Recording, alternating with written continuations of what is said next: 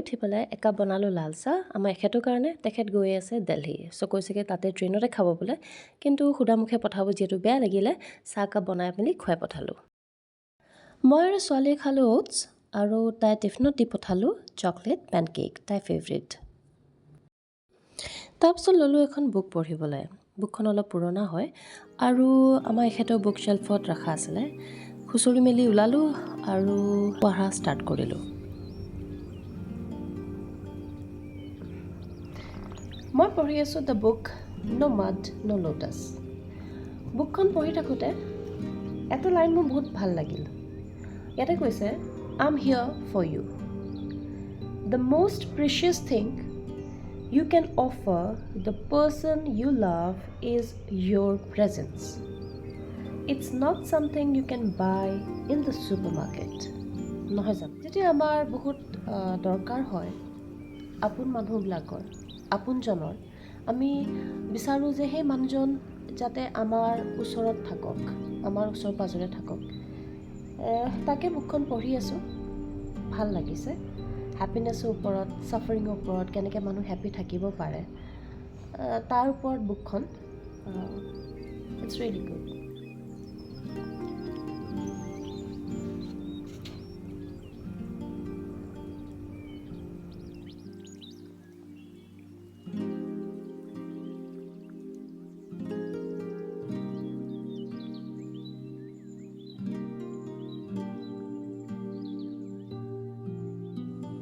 ছোৱালী আহি পালে স্কুলৰ পৰা, আৰু তাৰপিছত মই পটককৈ আমাৰ দুটাৰ কাৰণে বনালোঁ কণী অমলেট আৰু এটা সৰুকৈ পকৰীৰ কাৰী।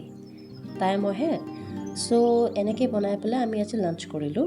লাঞ্চ কৰাৰ পিছত তাই চাবলৈ ল'লে টিভি। আজি বতৰটো বহুত ধুনীয়া, বৰষুণ দিওঁ দিওঁ হৈ আছে। আমি অসমৰ পৰা আনিছিলোঁ কেইটামান মচুন্দৰী পুলি, ৰুইছিলোঁ ইয়াতে আৰু হৈছে। এবাৰ চাব গ'লোঁ, চাই দেখিছোঁ বৰষুণ যদি নিদিয়ে সন্ধিয়ালৈকে পানী ঢালিম আৰু, কিন্তু অলপ পিছতে বৰষুণ আহি পালে। এইকেইদিন আমাৰ ইয়াতে আপোনাৰ মনচুন ছিজন চলি আছে আৰু নৰ্থ ইণ্ডিয়াৰ বহুত জেগাত আপোনাৰ বৰষুণ দি আছে। মই এইপিনে এখেতক ক'লোঁ কি এইপিনে বহুত ধুনীয়া বৰষুণ। আমাৰ এখেতে ক'লে কি দিল্লীতো বৰষুণ দি আছে। দিল্লীত তেখেতে গৈছিলে আপোনাৰ ষ্ট্ৰাইকৰ কাৰণে।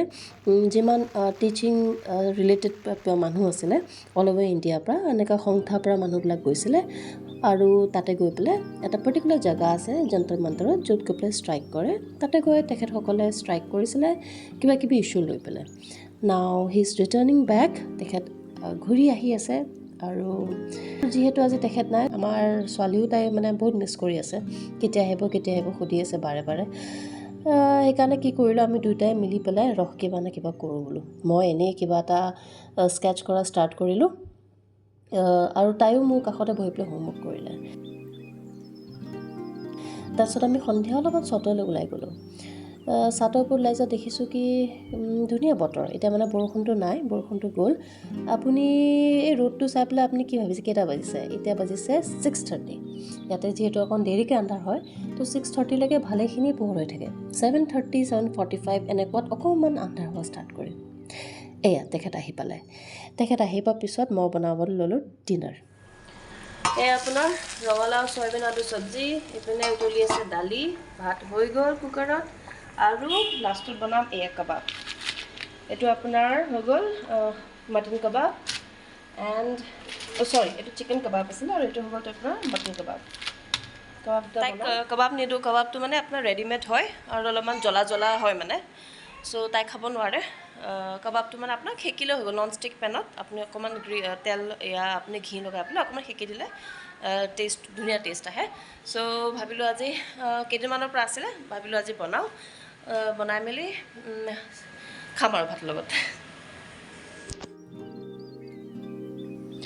Next day morning, the weather is so' pleasant and beautiful.